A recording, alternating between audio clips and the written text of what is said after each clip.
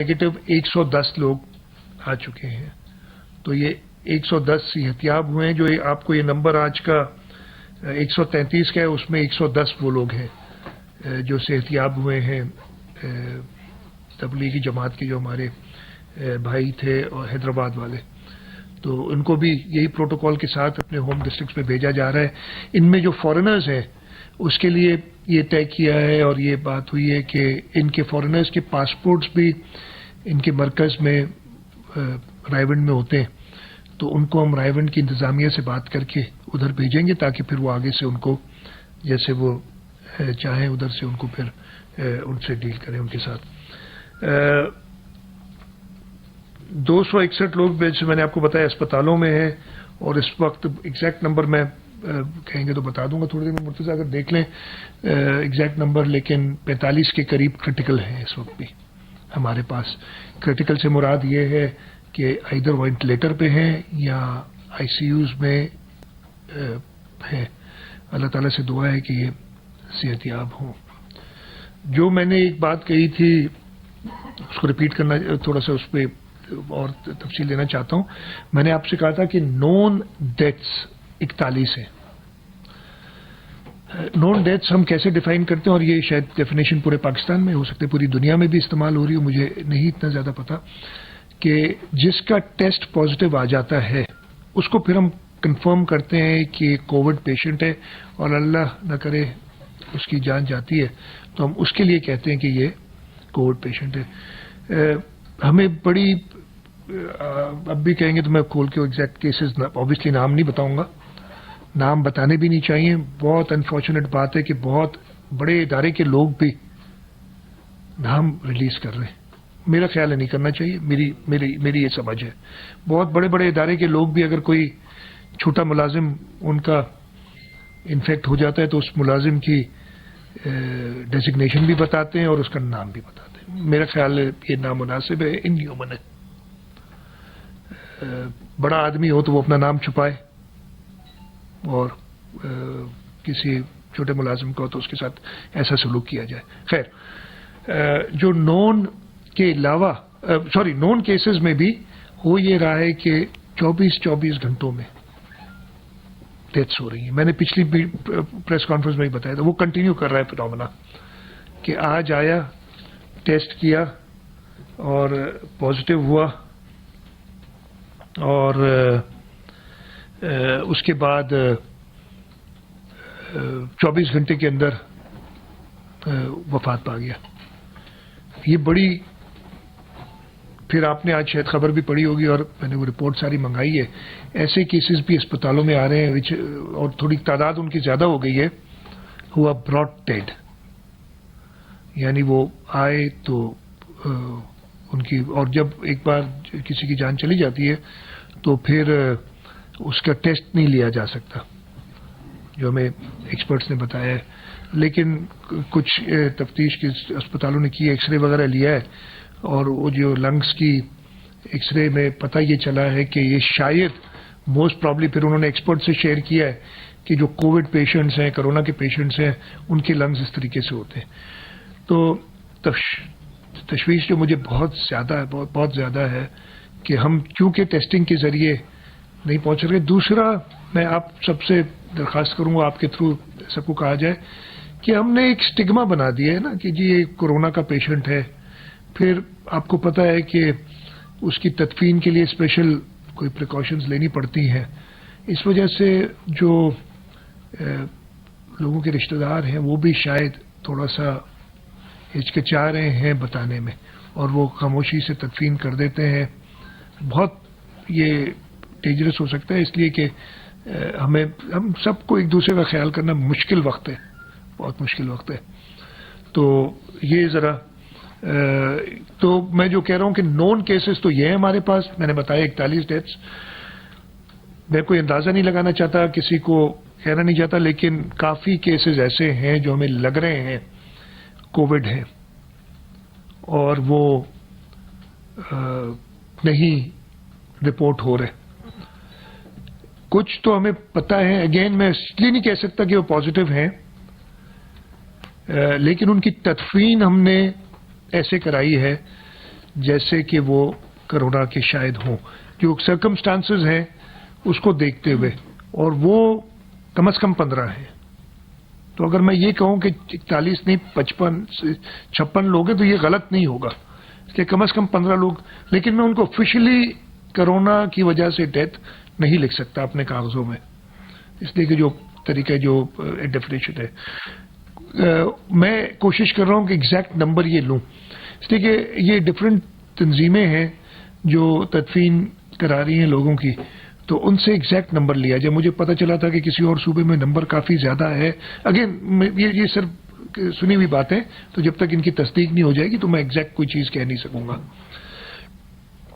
کل ڈاکٹروں کے پاس ہم بیٹھے تھے, جو ہماری ایکسپرٹ ٹیم ہے. آج صبح بھی میری میٹنگ ہوئی ہے ان سے, بڑی ڈیٹیل میں وہ بتاؤں گا آپ کو, ڈسکشن ہوئی ہے. کل جب میٹنگ ہوئی تھی تو ہمیں فیڈرل گورنمنٹ نے ہی بتایا کہ جی اس وقت تک 93 کیسز تھے, 93 ڈیتھس تھی, 93 یہ ہوئی ہیں, اور یہی کہا گیا کہ جو ایکسپیکٹیشن ہے اس سے کم ڈیتھس ہوئی ہیں. تو میں نے اپنے جو ایکسپرٹس تھے ان سے پوچھا تھا کہ وہ کیا نمبر تھا کہ آپ کو تشویش ہوتی, مطلب 93 ہوئی ہیں یا 96 ہو گئی تھی جب تک ہم یہ بات ہوئی تھی, اور جب تک ہم نے دوبارہ 1-2 گھنٹے بعد ملے. تو انہوں نے کہا کہ جی ہمارا اندازہ تھا کہ 190 سے 200 کے درمیان ڈیتھس ہونی چاہیے تھی جو ہے.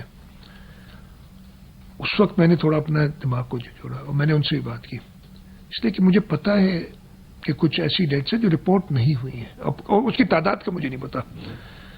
میرا یہ خیال ہے, میں اپنا خیال بتا رہا ہوں, اس کو نہ لیجیے گا, کہ پھر میں نے ڈاکٹر سے پوچھا کہ اگر یہ چلیں 200 نا, 200 آپ نے کہا ہوتی تو آپ کو تشویش ہوتی اور کچھ اور شاید سوچتے, اور ابھی 100 ہوئی ہیں 96 یا میں نے ایسی نمبر, تو آپ کو آدھی تشویش ہے نا, اس لیے تھوڑا سا. میں کہا یہی نمبر اگر 300 ہوتا کہتے ہم بہت پریشان ہوتے کہ یہی وہی ٹرینڈ ہے جو دنیا میں جا رہا ہے. اب مجھے یہ تشویش ہے کہ یہ کیا اتنی انڈر رپورٹنگ ہو رہی ہے, ہمارے سے مس ہو رہے ہیں کہ شاید نمبر 300 ہو 100 کی جگہ پہ. اور جب میں نے ڈاکٹر سے پوچھا یہ نمبر ہے تو انہوں نے کہا نہیں ہمیں بہت تشویش ہوگی, ہم اسی ٹریجیکٹری پہ جا رہے ہیں.